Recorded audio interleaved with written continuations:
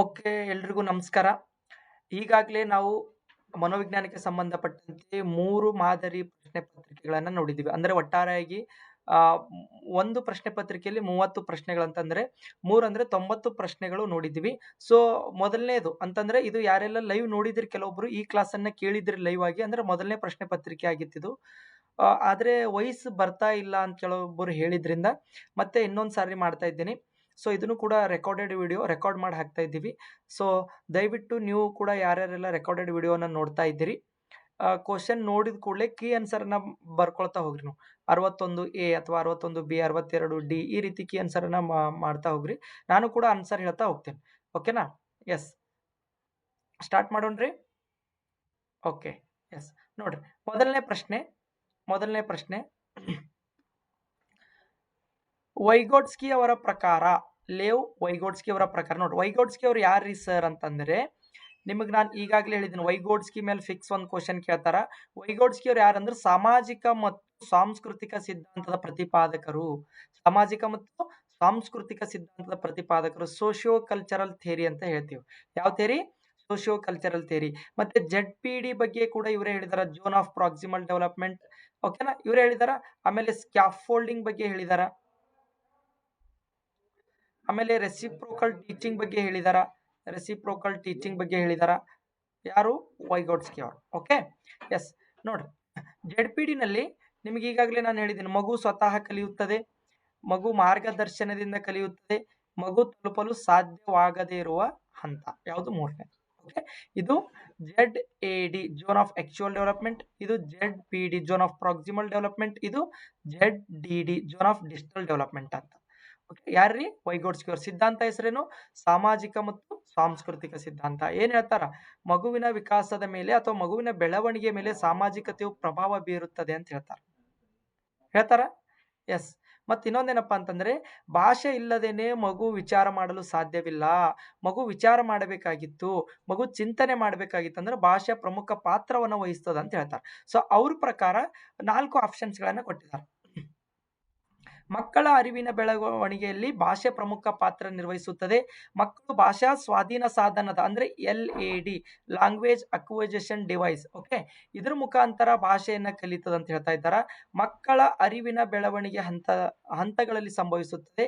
ಯೋಜನೆಗಳ ಪಕ್ವತೆಯು ಮಕ್ಕಳಲ್ಲಿ ಅರಿವಿನ ಬೆಳವಣಿಗೆ ಕಾರಣವಾಗುತ್ತದೆ ಅಂತ. ಈ ಯಾವುದು ಅಲ್ಲ, ಸರಿಯಾದ ಉತ್ತರ ಯಾವುದಂದ್ರೆ ಮಕ್ಕಳ ಅರಿವಿನ ಬೆಳವಣಿಗೆಯಲ್ಲಿ ಭಾಷೆ ಪ್ರಮುಖ ಪಾತ್ರವನ್ನು ವಹಿಸ್ತದೆ. LAD ಅಂತಂದ್ರೆ ಏನ್ರಿ? LAD ಅಂತಂದ್ರೆ ಏನ್ರಿ? ಲ್ಯಾಂಗ್ವೇಜ್ ಅಕ್ವೈಸೇಷನ್ ಡಿವೈಸ್ ಅಂತ. ಅಂದ್ರೆ ನೋಮ್ ಚೋಮಸ್ಕಿ ಅವರ ಭಾಷಾ ಬೆಳವಣಿಗೆ ಸಿದ್ಧಾಂತದಲ್ಲಿ ಲ್ಯಾಡ್ ಅಂತಕ್ಕಂಥ ಪದವನ್ನು ಉಪಯೋಗ ಮಾಡಿದ್ದಾರೆ. ಅವ್ರೇನ್ ಹೇಳ್ತಾರೆ ಅಂತಂದ್ರೆ ಮಕ್ಕಳು ಭಾಷಾ ಸ್ವಾಧೀನ ಸಾಧನದ ಮೂಲಕ ಭಾಷೆಯನ್ನ ಕಲಿಯುತ್ತಾರೆ ಅಂತ ಹೇಳ್ತಾರೆ. ಲ್ಯಾಂಗ್ವೇಜ್ ಅಕ್ವೈಸೇಷನ್ ಡಿವೈಸ್ ಅಂತ ಯಾರಿಗೆ ಸಂಬಂಧಪಟ್ಟದ್ರಿ? ನೋಮ್ ಚೋಮಸ್ಕಿ ಅವರು. ಅವ್ರು ಯಾರು? ಭಾಷಾ ವಿಕಾಸ ಸಿದ್ಧಾಂತದ ಪ್ರತಿಪಾದಕರು. ಓಕೆನಾ? ಎಸ್, ಪ್ರಶ್ನೆ ಸಂಖ್ಯೆ 62. ಪ್ರಗತಿಶೀಲ ತರಗತಿಯಲ್ಲಿ ಬೋಧನಾ ಕಲಿಕೆಯ ಪ್ರಕ್ರಿಯೆಯಲ್ಲಿ ಕಲಿಯುವವರ ಮೌಲ್ಯಮಾಪನ ಅಂದ್ರೆ ಏನು? ಪ್ರಗತಿಶೀಲ ತರಗತಿಯಲ್ಲಿ ಬೋಧನಾ ಕಲಿಕೆಯ ಪ್ರಕ್ರಿಯೆಯಲ್ಲಿ ಕಲಿಯುವವರ ಮೌಲ್ಯಮಾಪನ ಅಂತಂದ್ರೆ ಏನು? In a progressive class room assessment of learners during the process of teaching learning ಅಂದ್ರೆ ಏನು? ಪ್ರಗತಿಶೀಲ ತರಗತಿಯಲ್ಲಿ ಕಲಿಯುವವರ ಮೌಲ್ಯಮಾಪನ ಅಂದ್ರೆ ಏನು ಅಂತ ಕೇಳಿದಾರೆ. ಆನ್ಸರ್ ಮಾಡ್ರಿ. 62ನೇದು 62.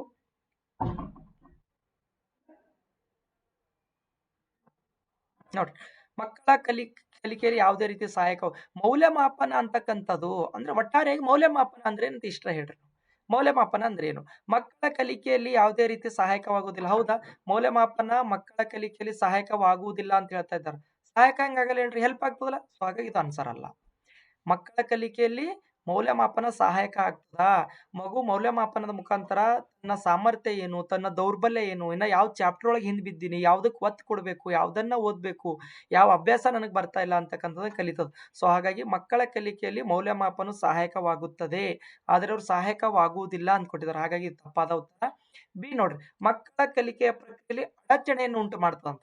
ಅಂದ್ರೆ ಮೌಲ್ಯಮಾಪನ ಮಾಡುವುದರಿಂದ, ಇವ್ಯಾಲ್ಯುಯೇಷನ್ ಮಾಡುವುದರಿಂದ, ಅಸೆಸ್ಮೆಂಟ್ ಮಾಡುವುದರಿಂದ ಮಕ್ಕಳ ಕಲಿಕೆಯ ಪ್ರಕ್ರಿಯೆಯಲ್ಲಿ ಅಡಚಣೆ ಆಗ್ತದಂತ. ಅಡಚಣೆ ಹೆಂಗಾಗ್ತದೆ ಹೇಳ್ರಿ?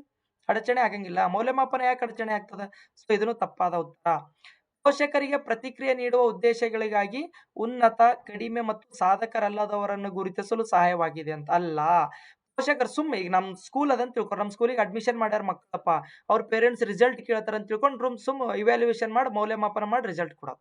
ಅದು ಉನ್ನತ ಅಂತ ಕೊಡೋದು. ಅಂದ್ರೆ ಫಸ್ಟ್ ಅಥವಾ ಕಡಿಮೆ ಅಂದ್ರೆ ಕಡಿಮೆ ಅಂಕಗಳಂತೂ ಸಾಧಕರಲ್ಲದವರನ್ನ ಗುರುತಿಸ್ಲಿಕ್ಕೆ ಸಹಾಯ ಆಗ್ತದೆ ಅಂತ ಹೇಳ್ತಾರೆ. ಅಲ್ಲ. ಸೊ ಸರಿಯಾದ ಉತ್ತರ ಡಿ. ಏನ್ರಿ ಮೌಲ್ಯಮಾಪನ? ಮಕ್ಕಳ ತಿಳುವಳಿಕೆಯ ಬಗ್ಗೆ ಮಕ್ಕಳಿಗೆ ಎಷ್ಟು ತಿಳಿದದ, ಒಳನೋಟಗಳನ್ನ ನೀಡುವುದರಂದ್ರೆ ಹಿಂಗ್ ಒಳಗ್ ಹೊಕ್ಕ ನೋಡೋದಲ್ರಿ. ಒಳನೋಟ ನೀಡುವುದಂದ್ರೆ ಅಂತರ ಅವಲೋಕನ ಮಾಡ್ಕೊಳ್ಳೋದು, ತನ್ನನ್ನು ತಾನು ಅರಿಯುವುದು, ಒಳನೋಟಗಳನ್ನ ನೀಡುತ್ತದೆ. ಯಾವುದು? ಮೌಲ್ಯಮಾಪನ. ಮತ್ತು ಶಿಕ್ಷಕರಿಗೆ ತನ್ನ ಬೋಧನಾ ಶಾಸ್ತ್ರದ ಬಗ್ಗೆ ಚಿಂತಿಸಲು ಸಹಾಯ ಮಾಡ್ತದ. ಶಿಕ್ಷಕ ಕೂಡ ನಾನು ಯಾವ ವಿಷಯಕ್ಕೆ ಇನ್ನೂ ಒತ್ತು ಕೊಟ್ಟು ಹೇಳಬೇಕು, ಯಾವ ವಿಷಯದಲ್ಲಿ ಮಕ್ಕಳು ಕಡಿಮೆ ಅಂಕಗಳನ್ನ ಸ್ಕೋರ್ ಮಾಡಿದಾರ, ನನ್ನ ಬೋಧನಾ ಕೌಶಲ್ಯಗಳನ್ನು ಯಾವ ರೀತಿ ನಾನು ಮಾರ್ಪಡಿಸ್ಕೊಳ್ಬೇಕು, ಮಕ್ಕಳ ಬೌದ್ಧಿಕ ಮಟ್ಟಕ್ಕೆ ಅನುಗುಣವಾಗಿ ಯಾವ ರೀತಿ ಪಾಠ ಮಾಡಬೇಕು ಅಂತಕ್ಕಂಥದ್ದು ಶಿಕ್ಷಕರಿಗೆ ಯಾವಾಗ ಗೊತ್ತಾಗ್ತದೆ ಅಂದ್ರೆ ಮಕ್ಕಳ ರಿಸಲ್ಟ್ ಬಂದಾಗ. ಕನ್ನಡದಲ್ಲಿ ಎಲ್ಲಾ ಮಕ್ಕಳು ಕೂಡ 100ಕ್ಕೆ 90+ ಸ್ಕೋರ್ ಮಾಡಿದ್ದಾರೆ, ಇಂಗ್ಲಿಷ್ನಲ್ಲಿ ಸ್ಕೋರ್ ಮಾಡಿದಾರ, ಗಣಿತದಲ್ಲಿ ಸ್ಕೋರ್ ಮಾಡಿದಾರ, ಸಮಾಜ ವಿಜ್ಞಾನದಲ್ಲಿ ಸ್ಕೋರ್ ಮಾಡಿದಾರ, ಹಿಂದಿ ಒಳಗೆ ಸ್ಕೋರ್ ಮಾಡ್ಯಾರ. ನನ್ನ ಸಬ್ಜೆಕ್ಟ್ ವಿಜ್ಞಾನದಾಗ ಯಾಕೆ ಸ್ಕೋರ್ ಮಾಡಿಲ್ಲ?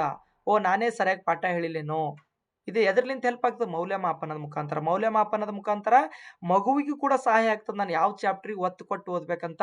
ಶಿಕ್ಷಕನಿಗೂ ಕೂಡ ಸಹಾಯ ಆಗ್ತದೆ, ನಾನು ಇನ್ನು ಯಾವ ರೀತಿ ನನ್ನ ಬೋಧನಾ ಕೌಶಲ್ಯಗಳನ್ನ ಮಾರ್ಪಡಿಸ್ಕೊಳ್ಬೇಕು, ಬೋಧನಾ ಕೌಶಲ್ಯಗಳನ್ನ ಹೊಂದಿಸ್ಕೊಳ್ಬೇಕಂತ ಶಿಕ್ಷಕನಿಗೂ ಕೂಡ ಸಹಾಯ ಆಗ್ತದೆ. ಸೊ ಹಾಗಾಗಿ ಈಗ ಟಿಟಿನಲ್ಲಿ ಮೌಲ್ಯಮಾಪನದ ಬಗ್ಗೆ ಕೇಳಿದ್ರಂದ್ರೆ ಏನ್ ಹೇಳ್ಬೇಕು? ಮಕ್ಕಳಿಗೆ ಕೂಡ ಮತ್ತು ಶಿಕ್ಷಕರಿಗೆ ಕೂಡ ಸಹಾಯವಾಗ್ತಕ್ಕಂಥದ್ದು ಮೌಲ್ಯಮಾಪನ. ಓಕೆನಾ? S. Evaluation is very important since it gives insights into children's understanding. ಮಕ್ಕಳಿಗೆ ತಿಳುವಳಿಕೆಗೆ ಆಗ್ತದ ಅಂಡ್ ಹೆಲ್ಪ್ಸ್ ದಿ ಟೀಚರ್ಗೆ ಹೆಲ್ಪ್ ಆಗ್ತದೆ ಟು ರಿಫ್ಲೆಕ್ಟ್ಸ್ ಆನ್ ಹರ್ ಪೆಡಗೋಗಿ. ಅಂದ್ರೆ ಅವ್ನ ಬೋಧನಾ ಶಾಸ್ತ್ರದ ಮೇಲೆ ಯಾವ ರೀತಿ ಪಾಠ ಮಾಡಬೇಕು, ಯಾವ ರೀತಿ ಬಾಡಿ ಲ್ಯಾಂಗ್ವೇಜ್ ಇರಬೇಕು, ಯಾವ ರೀತಿ ಮಕ್ಕಳಿಗೆ ಕೇವಲ ಪಾಠ ಮಾಡಬೇಕು ಅಥವಾ ಆಟನೂ ಆಡಿಸ್ಬೇಕು, ಆಟದ ಜೊತೆ ಪಾಠ ಮಾಡಬೇಕು, ಚಟುವಟಿಕೆಗಳನ್ನು ಯಾವ ರೀತಿ ನಾನು ಅಳವಡಿಸ್ಕೊಳ್ಬೇಕು ಅನ್ನೋದು ಕೂಡ ಗೊತ್ತಾಗ್ತದೆ. ಓಕೆ. ಪ್ರಶ್ನೆ ಸಂಖ್ಯೆ 63. ಪ್ರಶ್ನೆ ಸಂಖ್ಯೆ 63 ನೋಡ್ರಿ, ಮಕ್ಕಳ ಕೇಂದ್ರಿತ ತರಗತಿ ಅಂದರೆ ಏನು? ಮಕ್ಕಳ ಕೇಂದ್ರಿತ ತರಗತಿ ಅಂದ್ರೆ ಮಕ್ಕಳಿಗೆ ಹೆಂಗ್ ಬೇಕು ಹಂಗ್ ತರಗತಿ ನಡೆಸೋದೇ ಮಕ್ಕಳ ಕೇಂದ್ರಿತ. ಚೈಲ್ಡ್ ಸೆಂಟರ್ಡ್ ಕ್ಲಾಸ್ ರೂಮ್ ಅಂದ್ರೆ ಏನು? ಮಕ್ಕಳ ಕೇಂದ್ರಿತ ತರಗತಿ ಎಂದರೆ ಏನ್ರಿ? ನೋಡ್ರಿ ಆಪ್ಷನ್ ಎ ಏನ್ ಕೊಟ್ಟಿದ್ದಾರೆ ನೋಡ್ರಿ, ಶಿಕ್ಷಕರು ಪಠ್ಯಪುಸ್ತಕವನ್ನು ಜ್ಞಾನದ ಏಕೈಕ ಮೂಲವಾಗಿ ಬಳಸುತ್ತಾರೆ. ಶಿಕ್ಷಕರು ಪಠ್ಯಪುಸ್ತಕವನ್ನ ಜ್ಞಾನದ ಏಕೈಕ ಮೂಲವಾಗಿ ಬಳಸುತ್ತಾರೆ. ತಪ್ಪು. ಕೇವಲ ಪಠ್ಯಪುಸ್ತಕ ಮಾತ್ರ ಜ್ಞಾನದ ಏಕೈಕ ಮೂಲ ಅಲ್ಲ. ಪಠ್ಯಪುಸ್ತಕನ ಹೊರತುಪಡಿಸಿ ಅನುಭವ ಇರ್ತದ. ನಾವ್ ಒಂದು ಮಾತದಲ್ರಿ ಏನ್ರಿ, ಕೋಶ ಓದಿ ನೋಡು ದೇಶ ಸುತ್ತಿ ನೋಡು ಅಂತ. ಸೊ ಹಾಗಾಗಿ ಪುಸ್ತಕ ಮಾತ್ರ ಜ್ಞಾನದ ಏಕೈಕ ಮೂಲ ಅಲ್ಲ, ಬದಲಾಗಿ ಮಕ್ಕಳಿಗೆ ನಾವು ಪ್ರವಾಸಕ್ಕೆ ಕರ್ಕೊಂಡು ಹೋಗ್ಬೇಕು, ಆಟ ಆಡಿಸ್ಬೇಕು, ಪಠ್ಯೇತರ ಚಟುವಟಿಕೆಗಳಲ್ಲಿ ಇನ್ವಾಲ್ವ್ ಮಾಡ್ಬೇಕು, ಮಕ್ಕಳಿಗೆ ಕ್ರೀಡೆ ಮುಖಾಂತರ ಅವರಿಗೆ ಜ್ಞಾನವನ್ನ ಕೊಡ್ಬೇಕು, ಟೂರ್ಗೆ ಕರ್ಕೊಂಡು ಹೋಗ್ಬೇಕು, ಪಿಕ್ನಿಕ್ ಕರ್ಕೊಂಡು ಹೋಗ್ಬೇಕು. ಸೊ ಹಾಗಾಗಿ ಇದು ತಪ್ಪಾದ ಉತ್ತರ. ಶಿಕ್ಷಕರು ಮಕ್ಕಳನ್ನು ಅವರ ಸಾಮರ್ಥ್ಯಗಳ ಆಧಾರದ ಮೇಲೆ ಪ್ರತ್ಯೇಕಿಸುತ್ತಾರೆ ಅಲ್ಲ. ಸಾಮರ್ಥ್ಯಗಳ ಆಧಾರದ ಮೇಲೆ ಪ್ರತ್ಯೇಕ ಮಾಡಬಾರ್ದು. ಇಂಟೆಲಿಜೆಂಟ್ ಇದ್ದವ್ರು ನಿಮ್ದೊಂದು ಟೀಮ್ ಮಾಡ್ಕೊಡ್ರಿ, ಎವರೇಜ್ ಸ್ಟೂಡೆಂಟ್ ಸಾಧಾರಣ ಮಕ್ಕಳದೊಂದು ಟೀಮ್ ಮಾಡ್ಕೊಡ್ರಿ, ಅತಿ ದಡ್ರಿದ್ದವ್ರದೊಂದು ಟೀಮ್ ಮಾಡ್ಕೊಡ್ರಿ ಅಂತಂದ್ರ ದಡ್ಡ ಇದ್ದವ್ರು ಮುಂದೆ ಬರೋದು ಯಾವಾಗ?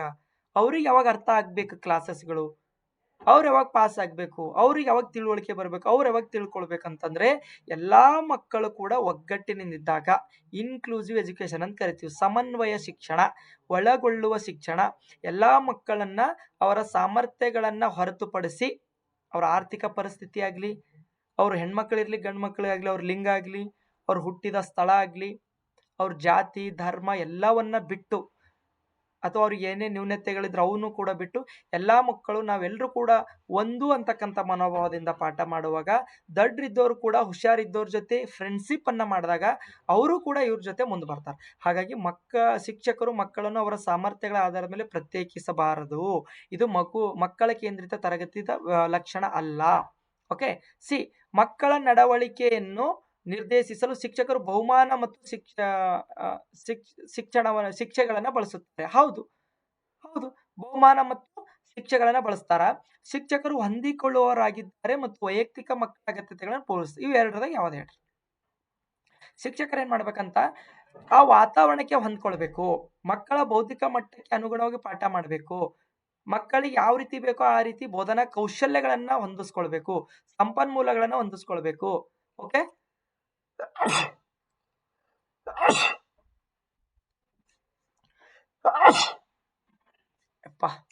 ಓಕೆ, ಶಿಕ್ಷಕರು ಹೊಂದಿಕೊಳ್ಳೋರಾಗಿರ್ಬೇಕು. ಸೊ ಮತ್ತು ವೈಯಕ್ತಿಕ ಮಕ್ಕಳ ಅಗತ್ಯತೆಗಳನ್ನ ಪೂರೈಸಬೇಕು.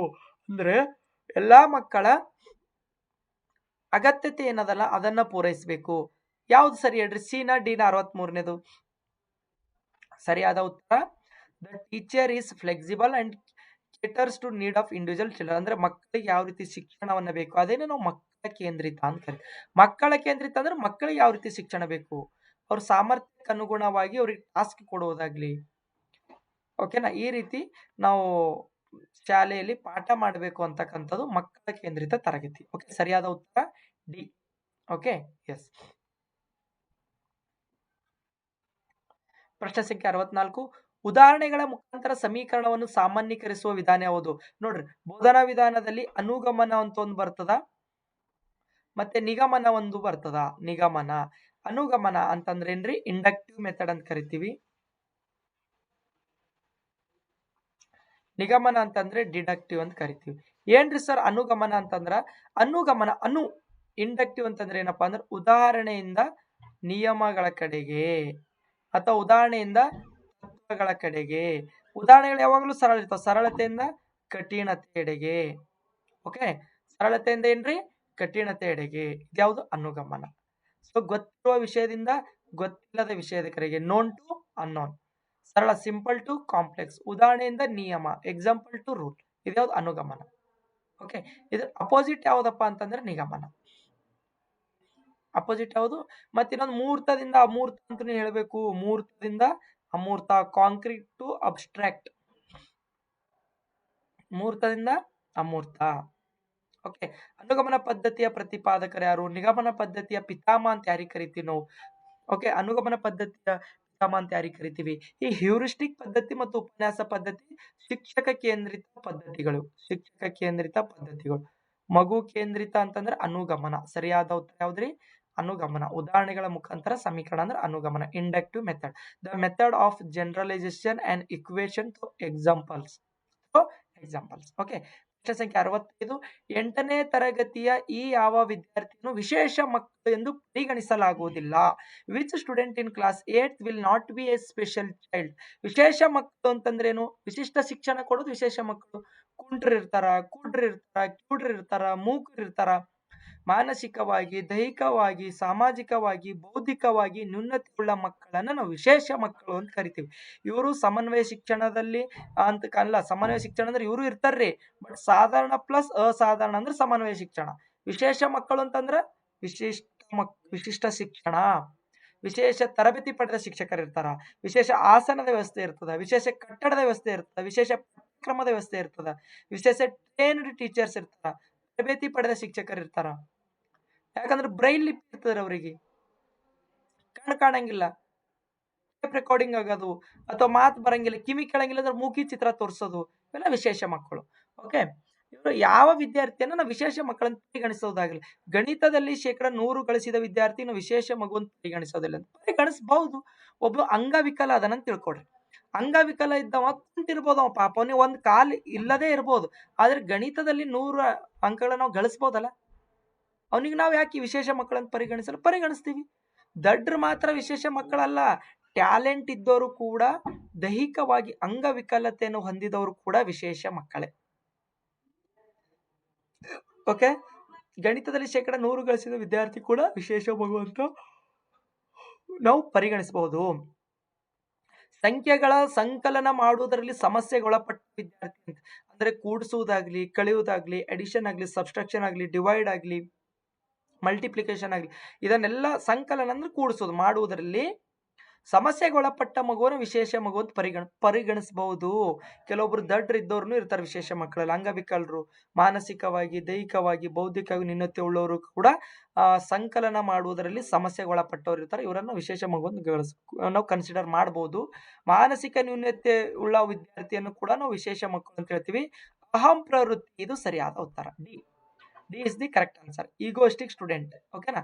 A student who scored 100% in maths, student who had trouble adding numbers, a student with mental disabilities. ಇವರನ್ನೆಲ್ಲ ವಿಶೇಷ ಮಗು ಅಂತ ಕನ್ಸಿಡರ್ ಮಾಡ್ತೀವಿ. ಆದರೆ ಅಹಂಕಾರ ಪ್ರವೃತ್ತಿ, ಈಗೋಯಿಸ್ಟಿಕ್ ಸ್ಟೂಡೆಂಟ್ ಅನ್ನ ನಾವು ವಿಶೇಷ ಮಗು ಅಂತ ಪರಿಗಣಿಸಂಗಿಲ್ಲ. ಅಹಂಕಾರ ಇದ್ದವರೆಲ್ಲ ವಿಶೇಷ ಮಕ್ಕಳು ಅವ್ರಿಗೆ ಕೂಡ ಹಂಗಲ್ಲ. ಓಕೆನಾ?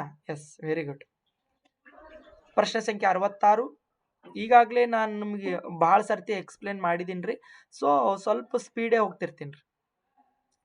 ಅಸಾಧಾರಣ ಮಕ್ಕಳು ಎಂದರೆ ಯಾರು? ಎಕ್ಸ್ಟ್ರಾಡಿನರಿ ಚಿಲ್ಡ್ರನ್ಸ್ ಅಂತಂದ್ರೆ ನಾನು ಸಾಮಾನ್ಯ ಅಲ್ಲ, ಅಸಾಮಾನ್ಯ ಇದ್ದೀನಿ. ನಾನು ಸಾಧಾರಣ ಅಲ್ಲ, ಅಸಾಧಾರಣ ಇದ್ದೀನಿ. ಉಪೇಂದ್ರ ನೆನ್ಪು ಮಾಡ್ಕೊಡ್ರಿ ಅಂತ ನಾನು ಹೇಳಿದ್ದೆ. ನಾನು ಸಾಧಾರಣ ಅಲ್ಲ, ಅಸಾಧಾರಣ ಇದ್ದೀನಿ. ನಾನು ಸಾಮಾನ್ಯನಲ್ರಿ. ಅಸಾಮಾನ್ಯ ಅಂದ್ರೆ ಬಹಳ ಇಂಟೆಲಿಜೆಂಟ್ ಅದನ, ಬಹಳ ಹುಷಾರ್ ಅದನ, ಬಹಳ ಟ್ಯಾಲೆಂಟ್ ಅದನ, ಬಹಳ ಬುದ್ಧಿವಂತನ ಅದನ. ಅಸಾಧಾರಣ ಅದೇ ರೀತಿ ನಾನು ಸಾಮಾನ್ಯ ಅಲ್ಲ, ಅಸಾಮಾನ್ಯ ಅಂದ್ರೆ ಹುಚ್ಚರಿಗೂ ಅಂತಾರ. ಸೊ ಅದ್ರ ಅರ್ಥ ಏನಪ್ಪಾ ಅಂದ್ರೆ ಅಸಾಧಾರಣ ಮಕ್ಕಳು ಅಂದ್ರ ಎಕ್ಸ್ಟ್ರಾಡಿನರಿ ಮಕ್ಕಳು ಅಂತಂದ್ರ ಹುಷಾರಿದ್ದವರು ಮತ್ತೆ ಕೆಳ ಹಂತದವರು, ಪೂರ್ತಿ ಮ್ಯಾಲ ಪೂರ್ತಿ ಕೆಳಗಿದ್ದವರನ್ನ ಅಸಾಧಾರಣ ಮಕ್ಕಳು ಅಂತ. ಅಪವಾದಾತ್ಮಕ ಮಕ್ಕಳು, ಅಸಾಧಾರಣ ಮಕ್ಕಳು, ಅಸಾಮಾನ್ಯ ಮಕ್ಕಳು ಅಂತಂದ್ರೆ ಯಾರ್ರಿ? ನೋಡ್ರಿ, ಯಾರು ಹೇಳ್ರಿ? ಸಾಧಾರಣಗಿಂತ ಭಿನ್ನ ಲಕ್ಷಣಗಳನ್ನು ಹೊಂದಿರುವ ಮಕ್ಕಳು, ಹೆಚ್ಚಿನ ಪ್ರತಿಭೆಯನ್ನ ಹೊಂದಿರುವ ಮಕ್ಕಳು, ಬುದ್ಧಿಶಕ್ತಿಯಲ್ಲಿ ಕೊರತೆ ಹೊಂದಿರುವ. ಎಸ್, ಬುದ್ಧಿಶಕ್ತಿಯಲ್ಲಿ ಕೊರತೆ ಹೊಂದಿದವರನ್ನು ಕೂಡ ನಾವು ಅಸಾಧಾರಣ ಅಂತ ಕರಿತೀವಿ. ಹೆಚ್ಚಿನ ಪ್ರತಿಭೆ ಉಳ್ಳವರನ್ನು ಕೂಡ ನಾವು ಅಸಾಧಾರಣ ಅಂತ ಕರಿತೀವಿ. ಸಾಧಾರಣಗಿಂತ ಭಿನ್ನ ಲಕ್ಷಣಗಳನ್ನ ಈಗ ನೋಡಿ, ಸಾಧಾರಣ ಅಂದ್ರೆ ನಾವೆಲ್ಲ ಎವರೇಜ್ ಸ್ಟೂಡೆಂಟ್ಸ್, ಸಾಧಾರಣ ಮಕ್ಕಳು. ಭಿನ್ನ ಲಕ್ಷಣಗಳಂದ್ರೆ ಒಂದಿದ್ರು ನಮ್ಗಿಂತ ದಡ್ಡ ಇರ್ಬೇಕು, ಇಲ್ಲ ನಮ್ಗಿಂತ ಹುಷಾರಿರ್ಬೇಕು, ಅವ್ರಿಗೆ ನಾವು ಅಸಾಧಾರಣ ಅಂತ ಕರಿತೀವಿ ಅಂತ ಹೇಳಿದ್ದೆ. ಸೊ ಸರಿಯಾದ ಉತ್ತರ ಮೇಲಿನ ಎಲ್ಲವೂ ಸರಿ. Option D is the correct answer. Okay. ಪ್ರಶ್ನೆ ಸಂಖ್ಯೆ 67. ಅವಧಾನದ ತಾಯಿ. ಇದಕ್ಕೊಂದು ನಾನು ಕೌಂಟ್ ಮಾಡಿದ್ರೆ 4 ಮಾಡೆಲ್ ಕ್ವಶನ್ಸ್ ಗಳನ್ನ ನಾವು ಬಿಡಿಸಿದ್ವಿ. ಸೊ ಒಟ್ಟಾರೆಯಾಗಿ ಈ ಒಂದು ಪ್ರಶ್ನೆ ಪತ್ರಿಕೆ 120 ಪ್ರಶ್ನೆಗಳನ್ನ ಬಿಡಿಸಿದ್ವಿ. 100% 120ರಲ್ಲಿ ಅನೇಕ ಪ್ರಶ್ನೆಗಳು ರಿಪೀಟ್ ಆಗಿ ಆಗ್ತವೆ, 100ಕ್ಕೆ 100. ಓಕೆನಾ? ಸೊ ನಾನೇನು ಈಗ 4 ಮಾಡೆಲ್ ಕ್ವಶನ್ಸ್ ಗಳನ್ನ ಬಿಡಿಸಿದ್ದೀನಲ್ಲ, ಈ 120 ಪ್ರಶ್ನೆಗಳನ್ನ ಒಂದ್ ಕಡೆ ನೀವು ಬರ್ಕೊಂಡು ನೀವು ಕೂಡ 4 ಆಪ್ಷನ್ಸ್ ಗಳನ್ನ ಅನಲೈಸ್ ಮಾಡ್ರಿ. ಕ್ವಶನ್ಸ್ ಅನ್ನ ಇನ್ನೊಂದ್ ಸ್ವಲ್ಪ ನೀವು ರಿವಿಷನ್ ಮಾಡ್ಕೊಡ್ರಿ. ಅವಧಾನದ ತಾಯಿ ಅಂತ ಯಾವ್ದಕ್ ಕರಿತೀವಿ? Mother of concentration. ಅವನಿಗೆ ಆಸಕ್ತಿ ಇತ್ತು ಅಂತಂದ್ರೆ ಅವಧಾನ ಬಂದೇ ಬರ್ತಲ್ರಿ. ಸರಿಯಾದ ಉತ್ತರ ಎ, ಆಸಕ್ತಿ. ನಾನು ಹೇಳಿದ್ದೀನಿ, ಎಕ್ಸ್ಪ್ಲೇನ್ ಮಾಡಿದ್ದೀನಿ ಇದ್ರ ಬಗ್ಗೆ. ಎಲ್ಲದ್ರ ಬಗ್ಗೆ ಕೂಡ ನಾನು ಎಕ್ಸ್ಪ್ಲೇನ್ ಮಾಡಿದ್ದೀನಿ. ಈಗ ಮತ್ತೆ ಎಕ್ಸ್ಪ್ಲೇನ್ ಮಾಡೋದು ಅಗತ್ಯ ಇಲ್ಲ. ಓಕೆ. ಸೃಜನಶೀಲತಾ ಪ್ರಕ್ರಿಯೆ ಕೊನೆಯ ಹಂತ ಯಾವುದು? ಉನ್ನತ ಹಂತ ಯಾವುದು? ಓಕೆನಾ? What is the highest stage of creative process? Highest stage ಯಾವುದು? ಫಸ್ಟ್ ಯಾವ್ದ್ರಿ? ಪ್ರಿಪರೇಟರಿ ಸ್ಟೇಜ್, ಪೂರ್ವ ಸಿದ್ಧತಾ ಹಂತ. ಎರಡನೇದು ಇನ್ಕ್ಯುಬೇಷನ್ ಸ್ಟೇಜ್, ಸುಪ್ತ ಚಿಂತನೆ ಹಂತ. ಜ್ಞಾನೋದಯ ಹಂತ, ಜ್ಞಾನೋದಯ ಆಗ್ತಾವನಿಗೆ ಇನ್ಸ್ಪಿರೇಷನ್ ಸ್ಟೇಜ್. ಪರಿಶೀಲನಾ ಹಂತ, ವೆರಿಫಿಕೇಶನ್ ಸ್ಟೇಜ್. ಯಾವ್ದ್ರಿ ಸರಿಯಾದ ಉತ್ತರ? ಎಸ್, ಅತ್ಯುನ್ನತ ಹಂತ ಯಾವುದು? ನೀವೆಲ್ಲರೂ ಕೂಡ ಗೆಸ್ ಮಾಡ್ತಾ ಇದ್ದೀರಿ. ನಿಮ್ಮ ಒಂದು ಗೆಸ್ಸಿಗೆ ತಕ್ಕಂತೆ ಸರಿಯಾದ ಉತ್ತರ ಡಿ, ಪರಿಶೀಲನಾ ಹಂತ. ಓಕೆ. ಮೊದಲನೇ ಹಂತ ಇದು. 2, 3, 4. ಓಕೆ. ಎಸ್. ಯಾವ ಹಂತದಲ್ಲಿ ಏನೇನಾಗ್ತದ? ಚಟುವಟಿಕೆ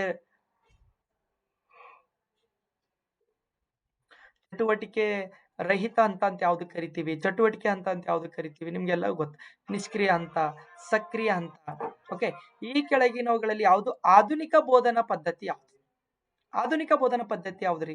ಮಾಡರ್ನ್ ಟೀಚಿಂಗ್ ಮೆಥಡ್. ಬಹಳ ಅದರ ಬೋಧನಾ ವಿಧಾನಗಳಲ್ಲಿ ನಾನು ಈಗ ಎಕ್ಸ್ಪ್ಲೇನ್ ಮಾಡಿದ್ದೀನಿ ನಿಮ್ಗೆ ಅನೇಕ ಬೋಧನಾ ವಿಧಾನಗಳನ್ನ ಬೋಧನಾ ಶಾಸ್ತ್ರದಲ್ಲಿ. ಸೊ ಅದರಲ್ಲಿ ಯಾವುದು ಆಧುನಿಕ ಬೋಧನಾ ಪದ್ಧತಿ ಯಾವುದು? ಆಧುನಿಕ ಬೋಧನಾ ಪದ್ಧತಿ ಯಾವುದು?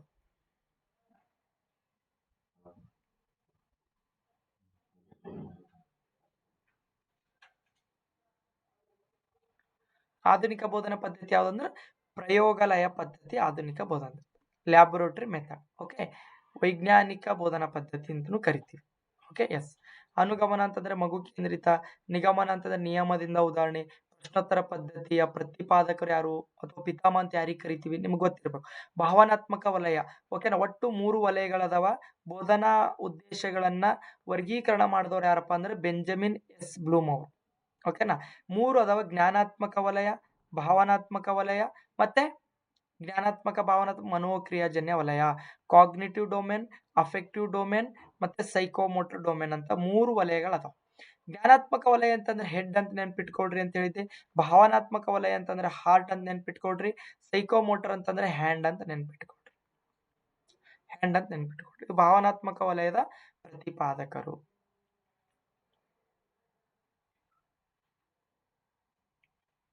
ಓಕೆ. ಎಸ್.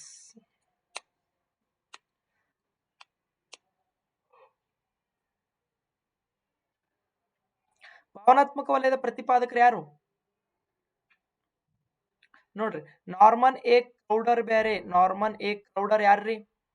ನಾರ್ಮನ್ ಎ ಕ್ರೌಡರ್ ಯಾರಪ್ಪ ಅಂತಂದ್ರೆ ಕ್ರಮಾನುಗತ ಬೋಧನೆಯ ಪ್ರತಿಪಾದಕರು ಯಾರು? ಕ್ರಮಾನುಗತ ಬೋಧನೆ, programmed instructions. Programmed instructions. Best friend Skinner ಅವ್ರು, ಬಿ ಎಫ್ ಸ್ಕಿನ್ನರ್. ಏನ್ ಹೇಳ್ತಾರೆ? ರೇಖಾತ್ಮಕ, ಶಾಖಾತ್ಮಕ, ಲೀನಿಯರ್, ಬ್ರಾಂಚಿಂಗ್ ಮತ್ತೆ ಮೆಥೆಟಿಕ್ಸ್. ಅಲ್ಲಿ ರೇಖಾತ್ಮಕದ ಯಾರು? ಬಿ ಎಫ್ ಸ್ಕಿನ್ನರ್ ಅವರು. ಶಾಖಾತ್ಮಕದ ಯಾರು? ನಾರ್ಮನ್ ಎ ಕ್ರೌಡರ್ ಅವರು. ಓಕೆ, ಮೆಥೆಟಿಕ್ಸ್ ಯಾರು? ಯಾರು? ಗಿಲ್ಬರ್ಟ್ ಅವರು. ಜೆ ಪಿ ಗಿಲ್ಫೋರ್ಡ್ ಬೇರೆ, ಗಿಲ್ಬರ್ಟ್ ಬೇರೆ. ಜೆ ಪಿ ಗಿಲ್ಫೋರ್ಡ್ ಅವರು 3 ಆಯಾಮಗಳ ವಾದ, ವಸ್ತು ಪ್ರಕ್ರಿಯೆ ಉತ್ಪನ್ನ. Okay, yes. ಆಮೇಲೆ ಇವರು ಗಿಲ್ಬರ್ಟ್ ಅವರು, ಗಿಲ್ಫೋರ್ಡ್, ಜೆ ಪಿ ಗಿಲ್ಫೋರ್ಡ್ ಬೇರೆ, ಗಿಲ್ಬರ್ಟ್ ಅವರು ಮೆಥೆಟಿಕ್ಸ್ ಕಾರ್ಯಕ್ರಮದ ಪ್ರತಿಪಾದಕರು. ಓಕೆ, ಅದೇ ರೀತಿ ಇಲ್ಲಿ 3 ವಲಯಗಳಲ್ಲೂ ಕೂಡ ಜ್ಞಾನಾತ್ಮಕ ವಲಯದ ಪ್ರತಿಪಾದಕರು ಯಾರು? ಭಾವನಾತ್ಮಕ ವಲಯದ ಪ್ರತಿಪಾದಕರು ಯಾರು? ಮನೋಕ್ರಿಯಾಜನ್ಯ ವಲಯದ ಪ್ರತಿಪಾದಕರು. ಜ್ಞಾನಾತ್ಮಕದ ಯಾರಪ್ಪ ಅಂತಂದ್ರೆ ಬೆಂಜಮಿನ್ ಎಸ್ ಬ್ಲೂಮ್. ಭಾವನಾತ್ಮಕದ ಯಾರ್ರಿ? ಕ್ರಾಥೋಲ್. ಸರಿಯಾದ ಉತ್ತರ Krathwohl. Okay, Krathwohl is the correct answer. Affective domain ಅಥವಾ ಎಮೋಷನಲ್ ಡೊಮೇನ್ ಅಂತ ಕರಿತೀವಿ. ಇನ್ನು ಮನೋಕ್ರಿಯಾಜನ್ಯ ವಲಯದ ಪ್ರತಿಪಾದಕರು ಹ್ಯಾರೋ. Okay, good. ಪ್ರಶ್ನೆ ಸಂಖ್ಯೆ 71. ಯಾವುದು ಆಧುನಿಕ ಬುದ್ಧಿಶಕ್ತಿ ಪರೀಕ್ಷೆಯಾಗಿದೆ? ಈ ಕೆಳಗಿನವುಗಳಲ್ಲಿ ಯಾವುದು ಆಧುನಿಕ ಬುದ್ಧಿಶಕ್ತಿ ಪರೀಕ್ಷೆ ಯಾವ್ದು ಹೇಳ್ರಿ? ಮಾಡರ್ನ್ ಇಂಟೆಲಿಜೆನ್ಸ್ ಟೆಸ್ಟ್ ಯಾವುದು? ಎಸ್, ವೆಸ್ಲರ್ ಬುದ್ಧಿಶಕ್ತಿ ಪರೀಕ್ಷೆಯು ಆಧುನಿಕ ಬುದ್ಧಿಶಕ್ತಿ ಆಗಿದೆ. ಆಧುನಿಕ ಬುದ್ಧಿಶಕ್ತಿ ವೆಸ್ಲರ್. ಭಾಟಿಯಾ ಕಾರ್ಯನಿರ್ವಹಣಾ ಪರೀಕ್ಷೆ, ಕಾರ್ಯನಿರ್ವಹಣಾ ಪರೀಕ್ಷೆ ಪರ್ಫಾರ್ಮೆನ್ಸ್ ಟೆಸ್ಟ್ ಅಂತ ಕರಿತೀವಿ ಭಾಟಿಯಾರ್ ಅವ್ರದ್ದು. ಹಿಂದೂಸ್ತಾನಿ ಬೀನೆ ಸೈಮನ್ ಪರೀಕ್ಷೆ. ಇವುಗಳಲ್ಲಿ ಆ ವೈಯಕ್ತಿಕ ಬುದ್ಧಿಶಕ್ತಿ, ಸಮೂಹ ಬುದ್ಧಿಶಕ್ತಿ. ಓಕೆ, ಅದಾದ ನಂತರ ಶಾಬ್ದಿಕ, ಅಶಾಬ್ದಿಕ. ಓಕೆ, ಎಲ್ಲ ರಿವಿಷನ್ ಮಾಡ್ಕೊಡ್ರಿ. ಪ್ರಶ್ನೆ ಸಂಖ್ಯೆ 72. ಬುದ್ಧಿಶಕ್ತಿಯು ಗರಿಷ್ಠ ಮಟ್ಟವನ್ನ ತಲುಪುವ ಹಂತ ಯಾವುದು? ಬುದ್ಧಿಶಕ್ತಿಯು ಗರಿಷ್ಠ ಮಟ್ಟವನ್ನ ತಲುಪುವ ಹಂತ ಯಾವುದು? ಗರಿಷ್ಠ ಮಟ್ಟ, ವೇಗವಾಗಿ ಬೆಳೆಯುವ ಹಂತ ಬೇರೆ, ಗರಿಷ್ಠ ಮಟ್ಟವನ್ನು ತಲುಪುವ ಹಂತ ಯಾವುದು ಅಂತಂದ್ರೆ ಡಿ, ಕಿಶೋರಾವಸ್ಥೆ. Okay, adolescence is the correct answer. ಕಿಶೋರಾವಸ್ಥೆ. ಓಕೆ, ಪ್ರಶ್ನೆ ಸಂಖ್ಯೆ 73. ವ್ಯಕ್ತಿಯನ್ನು ಆತ್ಮ ವಾಸ್ತವೀಕರಣದ ಕಡೆಗೆ ಪ್ರೇರೇಪಿಸುವ ವ್ಯಕ್ತಿತ್ವದ ಆಯಾಮ ಯಾವುದು? ಆತ್ಮ ವಾಸ್ತವೀಕರಣ. ಈಗೋ ಮಾನವನ ವ್ಯಕ್ತಿತ್ವವು ಈಗೋ ಎಂಬ 3 ಆಯಾಮಗಳಿಂದ ಕೂಡಿದೆ ಅಂತ ಯಾರು ಹೇಳ್ತಾರ್ರಿ?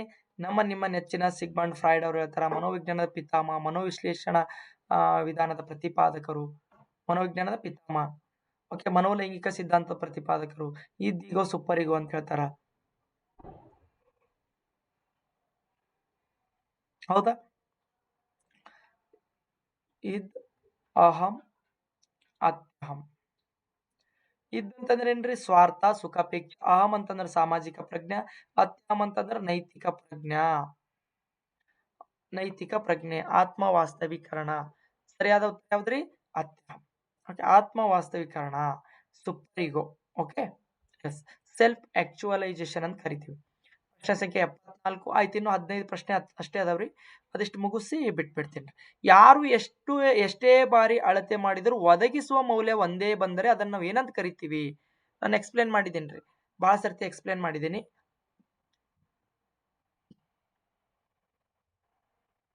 ಎಕ್ಸ್ಪ್ಲೇನ್ ಮಾಡ್ರಿ ಅಂತಂದ್ರೆ ಮತ್ತೆ ಮಾಡ್ಬೇಕಾಗ್ತದೆ. ಓಕೆನಾ?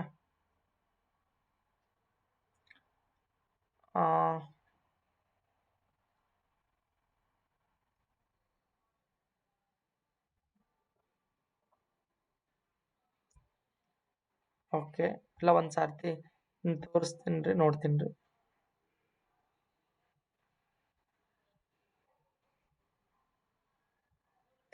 ನಿಮ್ಗೆ ಒಂದ್ ಸರ್ತಿ ತೋರಿಸ್ತೀನಿ.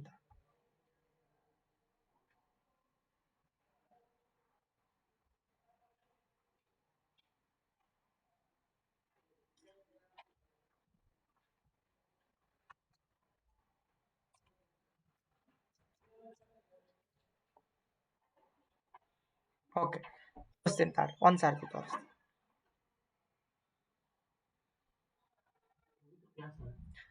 ಒಂದ್ ಸರ್ತಿ ನಿಮ್ಗೆ ಕಂಟಿನ್ಯೂ ಅದು ಏನದ ಅದು ತೋರಿಸ್ತೀನಿ ನಿಮ್ಗೆ.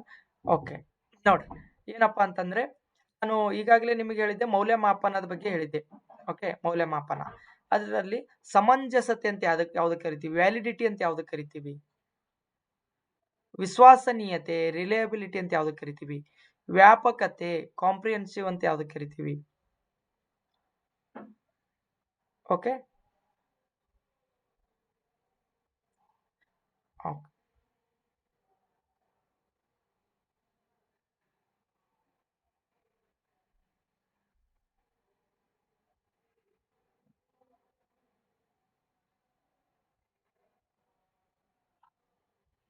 ಒಂದ್ಸಾರಿ. ಯಾಕಂದ್ರೆ ಈಗಾಗಲೇ ನಾನು ಆ ವಿಡಿಯೋದಲ್ಲಿ ತೋರಿಸಿದ್ದೆ ರೀ, ಬಟ್ ನೀವು ವಾಯ್ಸ್ ಬರ್ತಾ ಇಲ್ಲ ಅಂತ ಹೇಳ್ತಾ ಇದ್ದೀರಲ್ಲ, ಹಾಗಾಗಿ ಇನ್ನೊಂದ್ ಸರ್ತಿ ತೋರಿಸ್ತೀನಿ.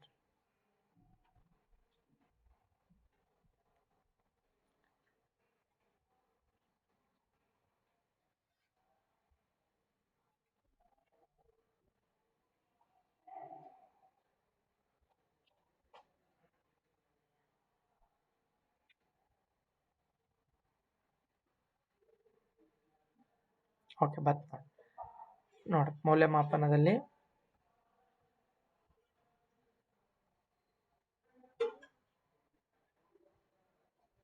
Okay right. ನೋಡ್ರಿ ಕಾಣಿಸ್ತಾ ಇದೆ ರೀ. ಮೊದಲೇದ್ ನೋಡ್ರಿ, ಸಮಂಜಸತೆ ವ್ಯಾಲಿಡಿಟಿ. ಸಮಂಜಸತೆ ವ್ಯಾಲಿಡಿಟಿ ಅಂತ ಕರಿತೀವಿ.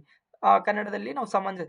ಯಾವ ಸಾಧನವು ಏನನ್ನ ಅಳತೆ ಮಾಡಬೇಕು ಅದನ್ನ ಮಾತ್ರ ಅಳತೆ ಮಾಡುವಂತಿರಬೇಕು.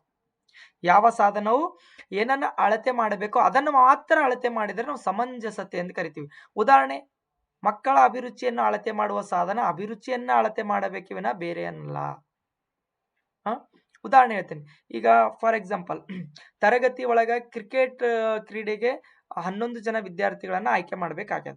ಅವಾಗ ಶಿಕ್ಷಕನಾದವನು ಯಾವ ಮಗು ಫಿಸಿಕಲಿ ಫಿಟ್ ಅದನ, ಯಾವ ಮಗು ಕ್ರೀಡೆಯಲ್ಲಿ ಉತ್ತಮ ಆಟಗಾರನಿದಾನ, ಅವನನ್ನ ಆಯ್ಕೆ ಮಾಡ್ಬೇಕೆ ಹೊರತು ಫಸ್ಟ್ ಬೆಂಚ್ ಕೂತವ್ರೆಲ್ಲ ಇಂಟೆಲಿಜೆಂಟ್ ಅದಾರ, ಬುದ್ಧಿವಂತರ ಅದಾರ, ನೀವು ಚೆನ್ನಾಗೇ ಆಡ್ತಾರ, ಬುದ್ಧಿವಂತ ಇದ್ದವರೆಲ್ಲ ಚೆನ್ನಾಗಿ ಆಟ ಆಡ್ತಾರಂತೇನಿಲ್ಲ. ಸೊ ಹಾಗಾಗಿ ಏನ್ ಬುದ್ಧಿವಂತರ ಅಳತೆ ಮಾಡ್ತಾರ ಅವಾಗ ಅವರನ್ನ ಅಳತೆ ಮಾಡ್ಲಿ. ಕ್ರೀಡೆ ಅಳತೆ ಮಾಡ್ತಾರ ನಮ್ಮಂತ ಲಾಸ್ಟ್ ಬೆಂಚಿಗೆ ಕೂತಿರ್ತಕ್ಕಂಥ ಮಕ್ಕಳಾಗ್ಲಿ, ಅಥವಾ ಕೆಲವೊಬ್ರು ಫಸ್ಟ್ ಬೆಂಚ್ ಒಳಗೆ ಕೂತವ್ರು ಚೆನ್ನಾಗಿ ಆಟ ಆಡ್ತಾರೆ, ಇಲ್ಲ ಅಂತ ಹೇಳತ್ತಿಲ್ಲ. ಸೊ ಯಾವ ಅಭಿರುಚಿಯನ್ನ ಅಳತೆ ಮಾಡಬೇಕು ಅದನ್ನ ಮಾತ್ರ ಅಳತೆ ಮಾಡೋದಕ್ಕೆ ನಾವು ಸಮಂಜಸತೆ ಅಂತ ಕರಿತೀವಿ. ಓಕೆ, ಇನ್ನು ವಿಶ್ವಾಸನೀಯತೆ ಅಂತಂದ್ರೆ ರಿಲಿಯಬಿಲಿಟಿ. ಏನು, ಯಾರು ಎಷ್ಟೇ ಬಾರಿ ಅಳತೆ ಮಾಡಿದ್ರು ಒದಗಿಸುವ ಮೌಲ್ಯ ಒಂದೇ ಬಂದರೆ ಅದನ್ನು ವಿಶ್ವಾಸನೀಯತೆ ಅಂತ ಕರಿತೀವಿ.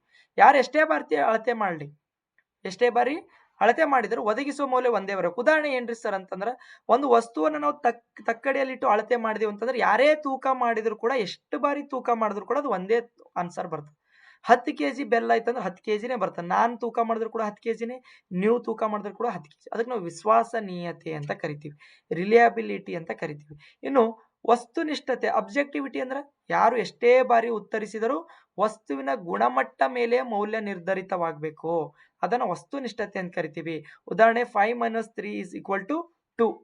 ಓಕೆನಾ, ವಸ್ತುವಿನ ಗುಣಮಟ್ಟದ ಮೇಲೆ ಮೌಲ್ಯ ನಿರ್ಧರಿತ ಆಗ್ತದೆ. ಅದು 5 ಅದನು 10 ಅದನು. 10 - 3 ಅಂತಂದ್ರೆ ಎಷ್ಟು ಬರ್ತದೆ?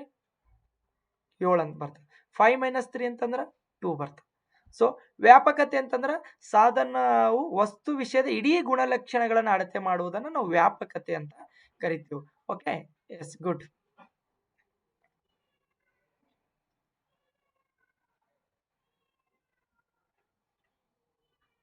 ಓಕೆ, ಎಸ್, ಸರಿಯಾದ ಉತ್ತರ ಯಾವ್ದ್ರೀಗ? ಯಾರು ಎಷ್ಟೇ ಬಾರಿ ಅಳತೆ ಮಾಡಿದ್ರು ಒದಗಿಸುವ ಮೌಲ್ಯ ಒಂದೇ ಬಂದರೆ ನಾವು ರಿಲಿಯಬಿಲಿಟಿ ಅಂತ ಕರಿತೀವಿ. ಓಕೆನಾ, if A measurement yields the same value no matter how many times it is measured, it is called reliability. Okay, ಪ್ರಶ್ನೆ ಸಂಖ್ಯೆ 75. ಕೆಳಗಿನವುಗಳಲ್ಲಿ ಯಾವುದು ಸಂಕಲನಾತ್ಮಕ ಮೌಲ್ಯಮಾಪನ?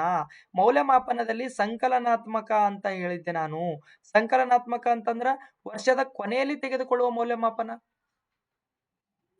ವರ್ಷದ ಕೊನೆಯಲ್ಲಿ ತೆಗೆದುಕೊಳ್ಳುವ ವಾರ್ಷಿಕ ಪರೀಕ್ಷೆ. ಉದಾಹರಣೆ, ವಾರ್ಷಿಕ ಪರೀಕ್ಷೆ, ಅರ್ಧ ವಾರ್ಷಿಕ ಪರೀಕ್ಷೆ, ವಾರ್ಷಿಕ ಪರೀಕ್ಷೆ, ಅರ್ಧ ವಾರ್ಷಿಕ ಪರೀಕ್ಷೆ, ಇದು ಸಂಕಲನಾತ್ಮಕ.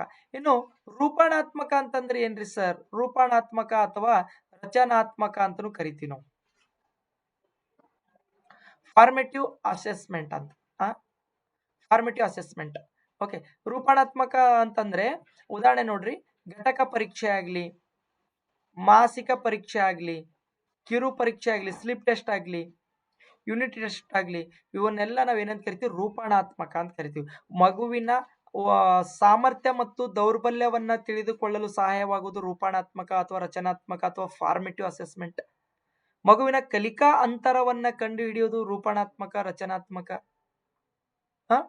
ಮಕ್ಕಳಿಗೆ ಗ್ರೇಡ್ ಅನ್ನ ಕೊಡುವುದು, ಪದೋನ್ನತಿ ಕೊಡುವುದು ಸಂಕಲನಾತ್ಮಕ.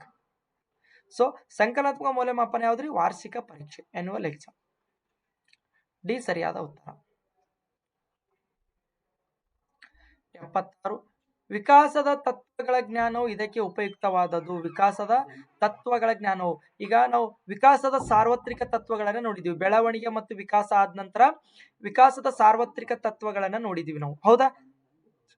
ಸೊ ಈ ವಿಕಾಸದ ಸಾರ್ವತ್ರಿಕ ತತ್ವಗಳನ್ನು ಇದು ಎದಕ್ಕೆ ಹೆಲ್ಪ್ ಆಗ್ತದೆ ಟೀಚರ್ಸಿಗೆ?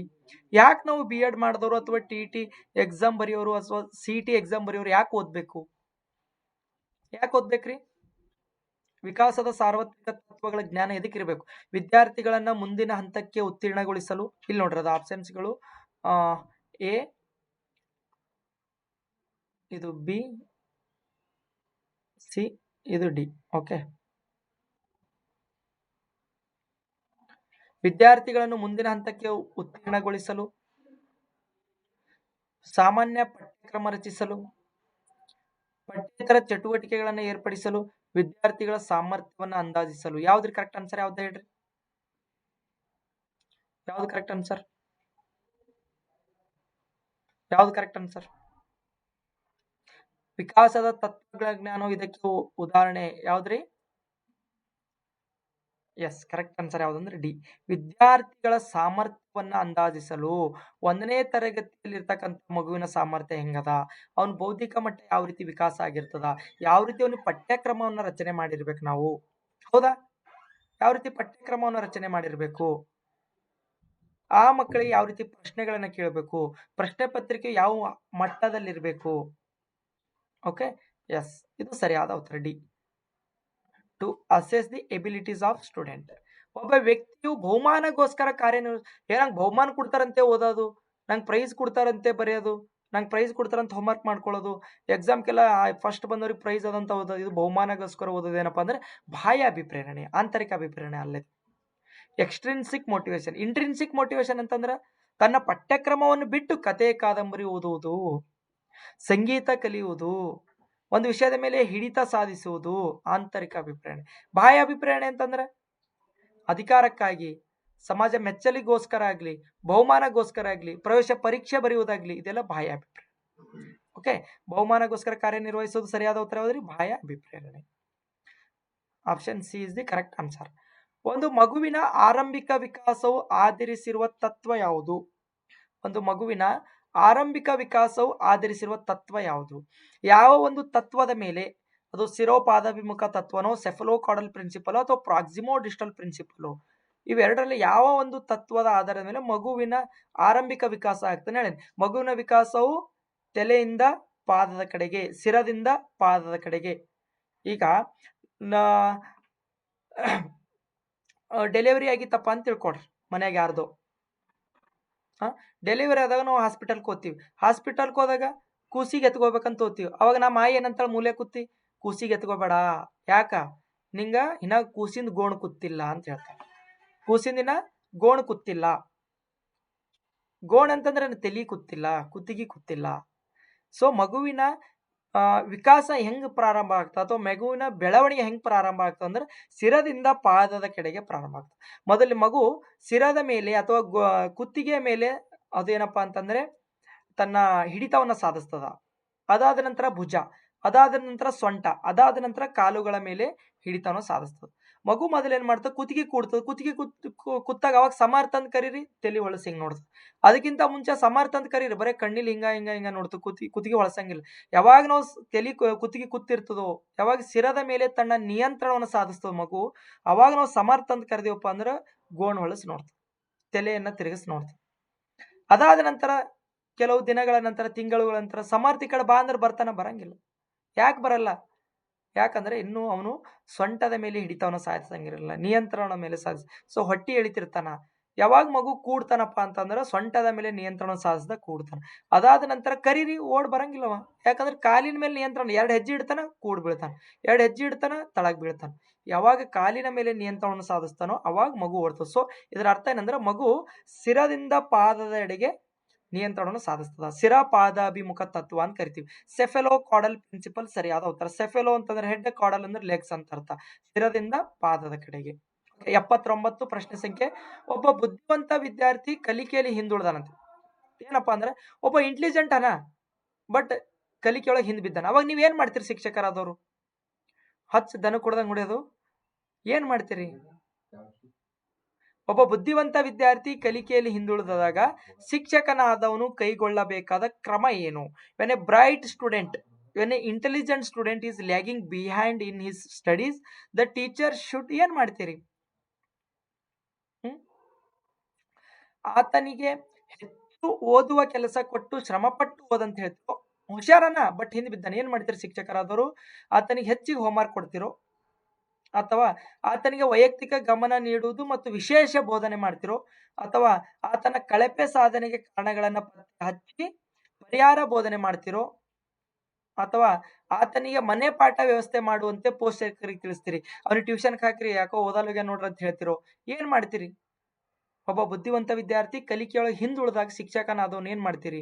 ಏನ್ ಮಾಡ್ಬೇಕಪ್ಪ ಅಂದ್ರೆ ಆತನ ಕಳಪೆ ಸಾಧನೆಗೆ ಕಾರಣಗಳನ್ನ ಪತ್ತೆ ಹಚ್ಚಬೇಕು, ಕೇಸ್ ಸ್ಟಡಿ ಮಾಡ್ಬೇಕು, ವ್ಯಕ್ತಿ ಅಧ್ಯಯನ ಮಾಡ್ಬೇಕು. ಆತನ ಕಳಪೆ ಸಾಧನೆಗೆ ಕಾರಣಗಳನ್ನ ಪತ್ತೆ ಹಚ್ಚಿ ಪರಿಹಾರ ಬೋಧನೆ ಮಾಡಬೇಕು. ನೈದಾನಿಕ ಪರೀಕ್ಷೆ, ನೈದಾನಿಕ ವ್ಯವಸ್ಥೆ, ಚಿಕಿತ್ಸಾ ವಿಧಾನ, ಪರಿಹಾರ ವಿಧಾನ, ಸಮಸ್ಯೆ ಪರಿಹಾರ ವಿಧಾನವನ್ನು ಅಳವಡಿಸಿ ಅವನಿಗೆ ಪರಿಹಾರ ಬೋಧನೆ ಮಾಡಬೇಕು. ಓಕೆ, ಎಸ್, ಕರೆಕ್ಟ್ ಆನ್ಸರ್ ಯಾವ್ದ್ರಿ? C. Find out the reason for his poor performance and provide remedial teaching. ಪ್ರಶ್ನೆ ಸಂಖ್ಯೆ 80, ಒಬ್ಬ ಶಿಕ್ಷಕನಾಗಿ ವಿದ್ಯಾರ್ಥಿಗಳನ್ನ ಪ್ರೇರೇಪಿಸಲು ಯಾವ ತಂತ್ರವನ್ನ ಅನುಸರಿಸುವಿರಿ? ನೀವೊಬ್ಬರು ಶಿಕ್ಷಕರಾಗಿರಿ, ಮಕ್ಕಳಿಗೆ ಮೋಟಿವೇಟ್ ಮಾಡತ್ತ, ಪ್ರೇರಣೆ ಮಾಡ್ಬೇಕಾದ್ರೆ ಮೋಟಿವೇಟ್, ಅವಾಗ ನೀವು ಯಾವ ತಂತ್ರ ಬಳಸ್ತೀರಿ ನೋಡ್ರಿ. ಮೊದಲನೇದು, ಪಾಠ ಬೋಧನೆ ಆರಂಭದಲ್ಲಿ ಸೂಕ್ತ ಪೀಠಿಕೆ ನೀಡುವುದು. ಪಾಠ ಸ್ಟಾರ್ಟ್ ಮಾಡೋಕ್ಕಿಂತ ಮುಂಚೆ ಒಂದು ಪೀಠಿಕೆ ನೀಡುವುದು. ಬೋಧಿಸುವಾಗ ಸೂಕ್ತ ಉದಾಹರಣೆಗಳನ್ನು ನೀಡುವುದು. ಪಾಠ ಮಾಡ್ತಾ ಎಕ್ಸಾಂಪಲ್ಸ್ ಗಳನ್ನ ಕೊಡೋದು. ಹೌದು, ಕೊಡ್ಬೇಕು. ಮತ್ತ ಅದಾದ ನಂತರ ಏನ್ರಿ? ಸಿ ಏನ್ ಕೊಟ್ಟಿದ್ದಾರೆ ನೋಡ್ರಿ, ವಿದ್ಯಾರ್ಥಿಗಳು ಕಲಿಕೆಯಲ್ಲಿ ಸಕ್ರಿಯವಾಗಿ ಭಾಗವಹಿಸುವಂತೆ ಪ್ರೋತ್ಸಾಹಿಸೋದು. ಅಂದ್ರೆ ದಿನ ಸಾಲಿಗೆ ಬಾ ಅಂತ ಹೇಳೋದು. ಓಕೆ, ಈ ರೀತಿ ಮಾಡೋದು. ಅಥವಾ ಡಿ, ಮೇಲಿನ ಎಲ್ಲವೂ. ಯಾವ್ದ್ರಿ ಸರಿಯಾದ ಉತ್ತರ?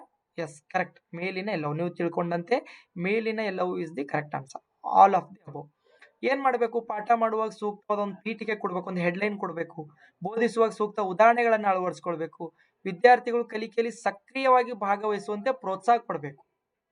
ಯಾರೋ ಸಾಲಿ ಒಳಗೆ ಕಲ್ತು ಅದೇ ಸಾಲಿ ಒಳಗೆ ಕಲ್ತು ಸಕ್ಸಸ್ ಆಗಿರ್ತಾರ, DC ಆಗಿರ್ತಾರ, IAS ಆಗಿರ್ತಾರ, KS ಆಗಿರ್ತಾರ, ಅಥವಾ ಟೀಚರ್ ಆಗಿರ್ತಾರ, ಪೊಲೀಸ್ ಆಗಿರ್ತಾರ, ಅವ್ರ ಉದಾಹರಣೆಗಳನ್ನ ಕೊಡುವುದಾಗ್ಲಿ, ಅಥವಾ ಮಗುವಿನ ಮನೆ ಪಕ್ಕದಲ್ಲಿರೋ ಯಾರಾದ್ರೂ ಸಕ್ಸಸ್ ಆಗಿದಾರೆ ಅಂದ್ರೆ ಅವ್ರ ಉದಾಹರಣೆ ಕೊಡುವುದಾಗ್ಲಿ, ಇವುಗಳನ್ನ ಹೇಳಿ ಅವ್ರಿಗೆ ಪ್ರೋತ್ಸಾಹ ನೀಡಬೇಕು. ಸೊ ಮೇಲಿನ ಎಲ್ಲವೂ. ಈ ಕೆಳಗಿನವುಗಳಲ್ಲಿ ಯಾವುದು ಧನಾತ್ಮಕ ಪುನರ್ಬಲನ? ನೋಡ್ರಿ, ಧನಾತ್ಮಕ ಪುನರ್ಬಲನ, ಋಣಾತ್ಮಕ ಪುನರ್ಬಲನ, 2 ರೀತಿ ಪುನರ್ಬಲನಗಳು ಬರ್ತಾವ. ಧನಾತ್ಮಕ ಪುನರ್ಬಲನ ಅಂದ್ರೆ ಏನೋ ಒಂದು ಪ್ರಶ್ನೆ ಕೇಳ್ದ, ಮಗು ಉತ್ತರ ಹೇಳ್ತೀವಿ ವೆರಿ ಗುಡ್ ಅಂತ ಅನ್ನೋದು, ಹೊಗಳಿಕೆ, ವೆರಿ ಗುಡ್ ಅನ್ನೋದು, ಬಹುಮಾನ ಕೊಡುವುದು, ರಿವಾರ್ಡ್ ಕೊಡುವುದು, ಇದು ಧನಾತ್ಮಕ ಪುನರ್ಬಲನ. ಋಣಾತ್ಮಕ ಪುನರ್ಬಲನ ಅಂದ್ರೆ ಶಿಕ್ಷೆ, ಭಯ, ತೆಗಳಿಕೆ, ಪನಿಷ್ಮೆಂಟ್ ಕೊಡೋದು, ಭಯ ಮಾಡೋದು, ಬೈಯೋದು, ಅವಮಾನ ಮಾಡೋದು, ಇದು ಋಣಾತ್ಮಕ. ಫಾದರ್ ಆಫ್ ರಿಇನ್ಫೋರ್ಸ್ಮೆಂಟ್ ಯಾರು? ಪುನರ್ಬಲನದ ಪಿತಾಮಹ ಯಾರು? BF Skinner. ಪುನರ್ಬಲನದ ಪಿತಾಮಹ ಯಾರು? BF Skinner. ಪುನರ್ಬಲನದ ಪಿತಾಮಹ ಅಂತ ಕರಿತೀವಿ. Father of reinforcement. Positive reinforcement, negative reinforcement. Okay, ಸರಿಯಾದ ಉತ್ತರ ಯಾವ್ದ್ರಿ? ಹೊಗಳಿಕೆ. ಪ್ರಶ್ನೆ ಸಂಖ್ಯೆ 82. ಪ್ರಶ್ನೆ ಸಂಖ್ಯೆ 82, ಪ್ರಸ್ತುತ ಕಲಿಕೆ ಹಿಂದಿನ ಕಲಿಕೆಗೆ ಅಡ್ಡಿಯನ್ನುಂಟು ಮಾಡಿದರೆ ಅದನ್ನ ಏನಂತ ಕರಿತೀವಿ? ಪ್ರಸ್ತುತ ಕಲಿಕೆ ನಂಗೆ ಹಿಂದಿನ ಕಲಿಕೆಗೆ ಅಡ್ಡಿ ಉಂಟು ಮಾಡ್ತಾ ಇದೆ, ಏನು ಪ್ರೋಆಕ್ಟಿವ್ ಅಂತ ಕರಿತೀವೋ, ರೆಟ್ರೋಆಕ್ಟಿವ್ ಅಂತ ಕರಿತೇವೋ, ಕೈನೆಟಿಕ್ ಅಂತ ಕರಿತೇವೋ, ಕಾಂಪೇರಿಟಿವ್ ಅಂತ ಕರಿತೇವೋ? ಮುಮ್ಮುಖ ಅವರೋಧ, ಹಿಮ್ಮುಖ ಅವರೋಧ, ಚಲನಾತ್ಮಕ ಅವರೋಧ, ತುಲನಾತ್ಮಕ ಅವರೋಧ, ಯಾವ್ದು ಕರೆಕ್ಟ್ ಉತ್ತರ? ಹಿಂದಿನ ಕಲಿಕೆಗೆ ಅಡ್ಡಿ ಉಂಟು ಮಾಡ್ತಾ ಇದೆ ಅಂತಂದ್ರೆ ಅದು ಹಿಮ್ಮುಖ ಅವರೋಧ. ಓಕೆ, ಹಿಮ್ಮುಖ ಅವರೋಧ. ಎಸ್. ಉಪಯೋಗ ನಿಯಮ, ಅನುಪಯೋಗ ನಿಯಮವು ಥಾರ್ಂಡೈಕ್ ಅವರು ಯಾವ ಕಲಿಕಾ ನಿಯಮಕ್ಕೆ ಸಂಬಂಧಿಸಿದೆ? ಥಾಂಡೈಕ್ ಅವರು 3 ಕಲಿಕಾ ನಿಯಮಗಳನ್ನ ಕೊಟ್ಟಿದ್ದಾರೆ ಮತ್ತು ಮೂರು ರೀತಿ ಬುದ್ಧಿಶಕ್ತಿಗಳದಾವ ಅಂತ ಹೇಳಿದ್ದಾರೆ. ಯಾವ 3 ಕಲಿಕಾ ನಿಯಮಗಳು? ಸಿದ್ಧಾರ್ಥ ನಿಯಮ, ಅಭ್ಯಾಸ ನಿಯಮ, ಪರಿಣಾಮ ನಿಯಮ. ಇವು 3 ಕಲಿಕಾ ನಿಯಮಗಳನ್ನ ಕೊಟ್ಟಿದ್ದಾರೆ. ಸಿದ್ಧಾರ್ಥ ನಿಯಮ, ಅಭ್ಯಾಸ ನಿಯಮ, ಪರಿಣಾಮ ನಿಯಮ. ಓಕೆ, ಸಿದ್ಧಾರ್ಥ ನಿಯಮ ಅಂತಂದ್ರ ಏನ್ರಿ? ಸಿದ್ಧಾರ್ಥ ನಿಯಮ ಅಂತಂದ್ರ ಗಾಳಿ ಬಿಟ್ಟಾಗ ತೂರಿಕೋ, ಕಬ್ಬಿಣ ಕಾದಾಗ ಬಡಿ, ಎಣ್ಣೆ ಕಾದಾಗ ಕರಿ. ಸಿದ್ಧಾರ್ಥ ನಿಯಮ. ಕಲಿಯಲು ಸಿದ್ಧನಾದವನಿಗೆ ಕಲಿಸುವುದು ತೃಪ್ತಿಯನ್ನು ನೀಡುತ್ತದೆ, ಕಲಿಯಲು ಸಿದ್ಧನಾದವನಿಗೆ ಕಲಿಸದಿರುವುದು ಅತೃಪ್ತಿಯನ್ನು ನೀಡುತ್ತದೆ. ಓಕೆ, ಸಿದ್ಧಾರ್ಥ ನಿಯಮ. ಅಭ್ಯಾಸ ನಿಯಮ ಅಂತಂದ್ರಿ, ಈ ಅಭ್ಯಾಸ ನಿಯಮದಲ್ಲೇ ಏನಪ್ಪಾ ಅಂದ್ರೆ law of use, law of disuse ಬರ್ತದೆ. ಉಪಯೋಗ ನಿಯಮ, ಅನುಪಯೋಗ ನಿಯಮ. Law of readiness, law of exercise, law of effect ಅಂತ 3 ಇದಾವ. ಎಫೆಕ್ಟಿವ್ನೆಸ್ ಅಂತಿ. ಅದರಲ್ಲಿ ಉಪಯೋಗ ನಿಯಮ, ಅನುಪಯೋಗ ನಿಯಮ ಬರ್ತಾವ. Law of use and law of disuse ಅಂತ. ಓಕೆ, ಏನ್ರಿ ಸರ್ ಉಪಯೋಗ ನಿಯಮ ಅಂತ? ಕಲಿತಿರ್ತಕ್ಕಂಥ ವಿಷಯವನ್ನ ನಾವು ರಿವಿಷನ್ ಮಾಡ್ಕೊಂಡಾಗ, ಇನ್ನೊಬ್ಬ ಜೊತೆ ಹಂಚ್ಕೊಂಡಾಗ, ಮತ್ತೆ ಬಳಕೆ ಮಾಡಿದಾಗ ಅದರ ಬಲ ಹೆಚ್ಚಾಗ್ತದ. ಉಪಯೋಗ ಮಾಡ್ಕೊಂಡಾಗ ಬಲ ಹೆಚ್ಚಾಗ್ತದ. ನಾವು ಉಪಯೋಗ ಮಾಡ್ಕೊಂಡಿಲ್ಲಪ್ಪ ಅಂದ್ರೆ ಅದರ ಬಲ ಕ್ಷೀಣಿಸ್ತಾ ಹೋಗ್ತದೆ. ಸರಿಯಾದ ಉತ್ತರ ಬಿ. ಓಕೆ, 84. ಗ್ಯಾಗ್ನೆ ಅವರ ಪದಸೋಪಾನ ಕಲಿಕಾ ಸಿದ್ಧಾಂತಕ್ಕೆ ಸಂಬಂಧಿಸಿದಂತೆ ಈ ಕೆಳಗಿನ ಯಾವ ಹೇಳಿಕೆ ಸರಿ? ಗ್ಯಾಗ್ನೆ ಅವರ ಪದಸೋಪಾನ ಕಲಿಕಾ ಸಿದ್ಧಾಂತ. Which of the following statements is correct regarding Gagne's hierarchy learning theory? ಮೊದಲನೇದು ಯಾವ ರೀತಿ ಹೇಳ್ರಿ? ಸಂಜ್ಞಾ ಕಲಿಕೆ, ಸಂಜ್ಞೆ ಮುಖಾಂತರ ಕಲಿತದ ಮಗು. ಅದಾದ ನಂತರ ಉನ್ನತ ಮಾದರಿ ಅಂತ ಕಲಿಕೆ ಅಂದ್ರೆ ಸಮಸ್ಯೆ ಪರಿಹಾರ ಕಲಿಕೆ ತನಕ ಬರ್ತದೆ. ಸಂಜ್ಞಾ ಕಲಿಕೆ, ಸನ್ನೆ ಕಲಿಕೆ ಅಂತ ಕರಿತೀವಿ. ಅಲ್ಲಿಂದ ಪ್ರಾರಂಭವಾಗಿ ಸಮಸ್ಯೆ ಪರಿಹಾರ ಕಲಿಕೆಯವ್ರಿಗೆ ಬರ್ತದೆ. ಸೊ ಕಲಿಕೆಯು ಸರಳತೆಯಿಂದ ಕಠಿಣತೆಗೆ ಸಾಕ್ತದ ಅಂತ ಹೇಳ್ತಾರ. ಎಸ್, ಕರೆಕ್ಟ್ ಅದರಿ ಅದು. ಬಿ, ಕಲಿಕೆಯನ್ನು 8 ವಿಧಗಳಾಗಿ ವಿಂಗಡಣೆ ಮಾಡ್ತಾರ. ಎಸ್, ಕರೆಕ್ಟ್ ಅದ. ಇದನ್ನು ಕಲಿಕೆಯನ್ನು 8 ವಿಧಗಳಾಗಿ ವಿಂಗಡಣೆ ಮಾಡಿದಾರ. ಕಲಿಕೆಯ ಅತ್ಯಂತ ಉನ್ನತ ಮಾದರಿ ಯಾವ್ದಪ್ಪ ಅಂತಂದ್ರೆ ಸಮಸ್ಯೆ ಪರಿಹಾರ ಕಲಿಕೆ. ಕರೆಕ್ಟ್, ಮೇಲಿನ ಎಲ್ಲವೂ ಸರಿ. ಸರಿಯಾದ ಉತ್ತರ ಯಾವ್ದ್ರಿ? ಡಿ. Okay, S. ವಿದ್ಯಾರ್ಥಿಗಳಿಗೆ ಸಮಸ್ಯೆಗಳನ್ನ ನೀಡಿ ಅವೇ ಸ್ವತಃ ಉತ್ತರ ಕಂಡುಕೊಳ್ಳುವುದರ ಮೂಲಕ ಕಲಿಯುತ್ತದೆ ಎಂಬುದು ಯಾವ ಸಿದ್ಧಾಂತದ ಮುಖ್ಯ ಕೊಡುಗೆ? ನೋಡ್ರಿ, ಪ್ರಭುತ್ವ ಕಲಿಕಾ ಸಿದ್ಧಾಂತದ ಪ್ರತಿಪಾದಕರು ಬೆಂಜಮಿನ್ ಎಸ್ ಬ್ಲೂಮ್. ಓಕೆ, ಆಮೇಲೆ ಸಾಮಾಜಿಕ ಕಲಿಕಾ ಸಿದ್ಧಾಂತದ ಪ್ರತಿಪಾದಕರು ಬಂಡೂರ್ ಅವರು. ಮಗು ಸಮಾಜದಲ್ಲಿ ಅನುಕರಣೆ ಮೂಲಕ ಕಲಿತದ, ಇಮಿಟೇಟ್ ಮಾಡುವುದರ ಮುಖಾಂತರ ಕಲಿತದ, ಓಕೆ, ಫಾಲೋ ಮಾಡುವುದರ ಮುಖಾಂತರ ಕಲಿತ ಅಂತ ಹೇಳ್ತಾರೆ. ಅನ್ವೇಷಣ ಕಲಿಕಾ ಸಿದ್ಧಾಂತ ಪ್ರತಿಪಾದಕರು ಬ್ರೂನರ್ ಅವರು. ಒಳನೋಟ ಕಲಿಕಾ ಸಿದ್ಧಾಂತದ ಪ್ರತಿಪಾದಕರು ಕೊಯ್ಲರ್ ಅವರು. Theory of insightful learning, discovery learning theory, socio learning theory, mastery learning theory. ಯಾವ್ದ್ರಿ ಕರೆಕ್ಟ್ ಆನ್ಸರ್ ರೀ? ಓಕೆ, ವಿದ್ಯಾರ್ಥಿಗಳ ಸಮಸ್ಯೆಗಳನ್ನು ನೀಡಿ ಅವೇ ಸ್ವತಃ ಉತ್ತರ ಕಂಡುಕೊಳ್ಳುವುದರ ಮೂಲಕ ಕಲಿಯುತ್ತದೆ ಅಂತ ಹೇಳುವುದು ಅನ್ವೇಷಣ ಕಲಿಕೆ. ಮಗು ಅನ್ವೇಷಣೆ ಮೂಲಕ ಕಲಿತದ, ಮಗು ತಾರ್ಕಿಕ ಚಿಂತನೆ ಮೂಲಕ ಕಲಿತದಂತ ಬ್ರೂನರ್ ಅವರು ಹೇಳ್ತಾರೆ. Okay, 86.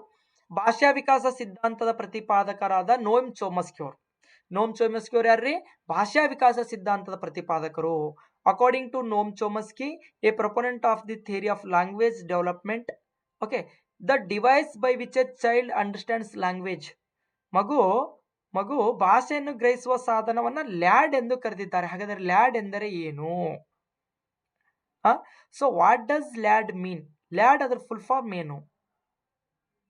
Language acquisition device. Okay, yes. ಭಾಷಾ ಸ್ವಾಧೀನ ಡಿವೈಸ್ ಅಂತಂದ್ರೆ ಸಾಧನ. ಭಾಷಾ ಸ್ವಾಧೀನ ಸಾಧನ.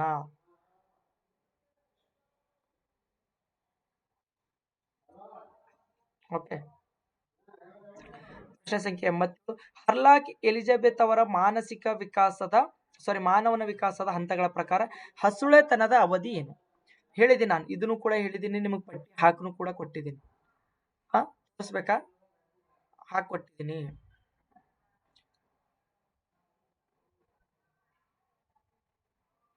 ಶಿಶು ವಿಕಸನದಲ್ಲಿ ನಾನು ಹೇಳಿದ್ದೀನಿ ಆಲ್ರೆಡಿ.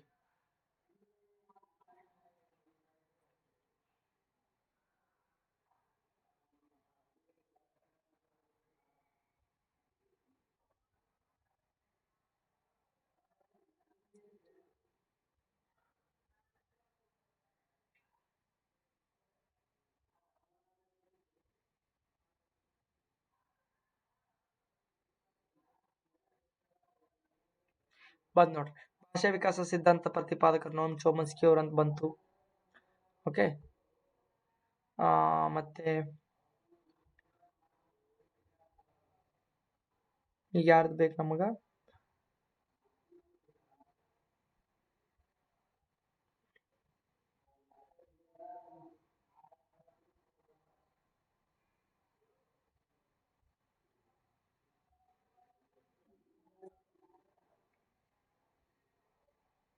ಓಕೆ, ರೈಟ್, ಬಂತ್ ನೋಡಿ.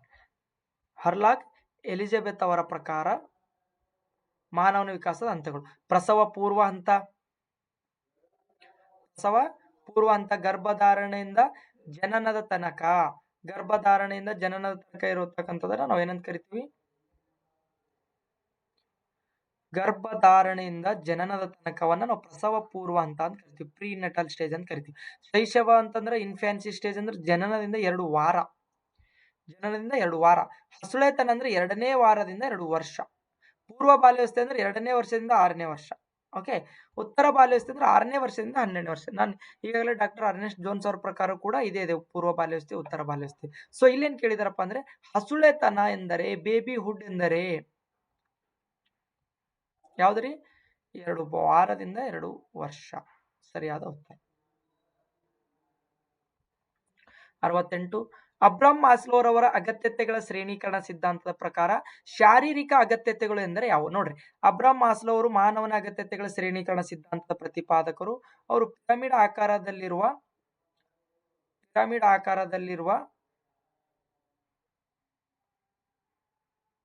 ರಚನೆ ಇದೆ. ಒಂದು ಪಿರಮಿಡ್ ಆಕಾರದಲ್ಲಿ ಒಂದು ರಚನೆ ಇದೆ. ಅಲ್ಲಿ 5 ಹಂತಗಳದಾವ್ರಿ.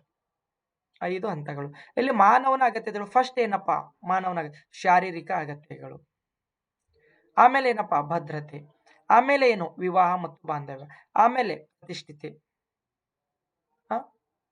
ಹೌದಾ?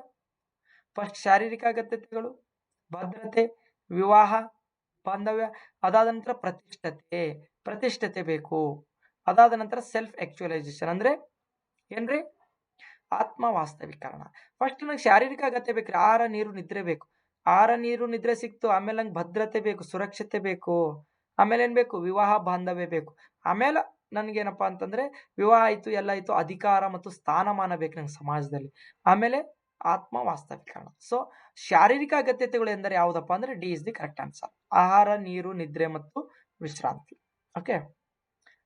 89. ಹೊಸದೊಂದು ವಸ್ತು ಅನುಭವಕ್ಕೆ ದೊರೆತಾಗ ಹಳೆಯ ಜ್ಞಾನಾತ್ಮಕ ಸಂರಚನೆ ಕೆಲವು ಅಂಶಗಳನ್ನ ಮಾರ್ಪಡಿಸುವ ಪ್ರಕ್ರಿಯೆ ನಾವು ಏನಂತ ಕರಿತೀವಿ? ಈಗಾಗಲೇ ನಾನು ಹೇಳಿದ್ದೀನಿ, ಸ್ಕೀಮಾ, ಸ್ವಾಂಗೀಕರಣ, ಸ್ಥಳಾವಕಾಶ, ಇಕ್ವಿಲಿಬ್ರಿಯಂ ಬಗ್ಗೆ ನಾನು ಡಿಟೇಲ್ ಆಗಿ ಹೇಳಿದ್ದೀನಿ. ಓಕೆ, ಸ್ಕೀಮಾ ಅಂತಂದ್ರೆ ಏನು? ವಸ್ತುಗಳನ್ನ ಸಂಸ್ಕರಿಸಲು ಇರುವ ಮೂಲ ಸಂರಚನೆಗಳು, ಮೂಲ ಜ್ಞಾನ, ಸ್ಕೀಮಾ.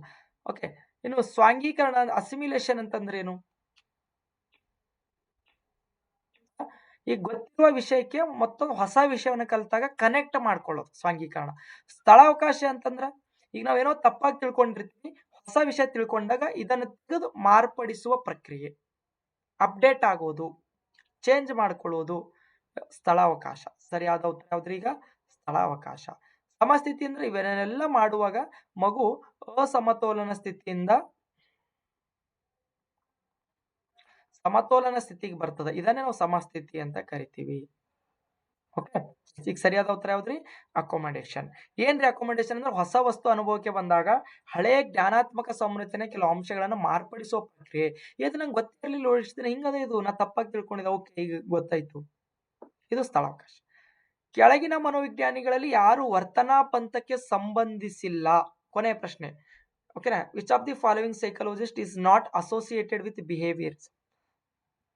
ಯಾವ್ದು ಕರೆಕ್ಟ್ ಆನ್ಸರ್ ರೀ?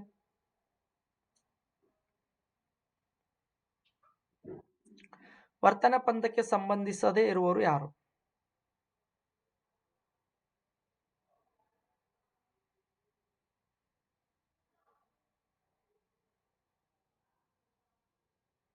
ಯಾರ್ರಿ?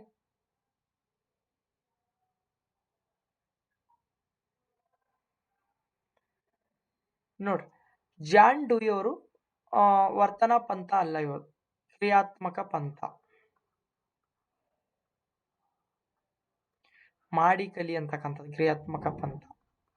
Learn by doing. Okay, John Dewey ಅವರು ಸರಿಯಾದ ಉತ್ತರ ಯಾವ್ದ್ರಿ? D, John Dewey. Okay, it's good. ನೋಡ್ರಿ, ಇದನ್ನೆಲ್ಲ ರಿವಿಷನ್ ಮಾಡ್ಕೊಡ್ರಿ ಇನ್ನೊಂದ್ ಸರ್ತಿ. ನಾನು ಇದು PDF ಅನ್ನ ಅಪ್ಲೋಡ್ ಮಾಡಿರ್ತೀನಿ. ಈಗಾಗಲೇ ಇದಕ್ಕೆ ಹಿಡ್ಕೊಂಡು 4 ಮಾಡೆಲ್ ಪ್ರಶ್ನೆ ಪತ್ರಿಕೆಗಳನ್ನು ಬಿಡಿಸಿದ್ದೀನಿ, 120 ಪ್ರಶ್ನೆಗಳು. ಸೊ ದಯವಿಟ್ಟು ನೀವು ರಿವಿಷನ್ ಅನ್ನ ಮಾಡ್ಕೊಡ್ರಿ. Okay, yes, okay okay okay okay okay ಮತ್ತೆ ನಾಳೆ ಕಂಟಿನ್ಯೂ ಮಾಡ್ತೀನಿ. ನಾನು ನಾಳೆ ಏನು ಮಾಡ್ತೀನಪ್ಪ ಅಂತಂದ್ರೆ ರಿವಿಷನ್ ಮಾಡ್ತೀನಿ ಪೂರ್ತಿ ಸೈಕಾಲಜಿಯನ್ನು. Okay, thank you.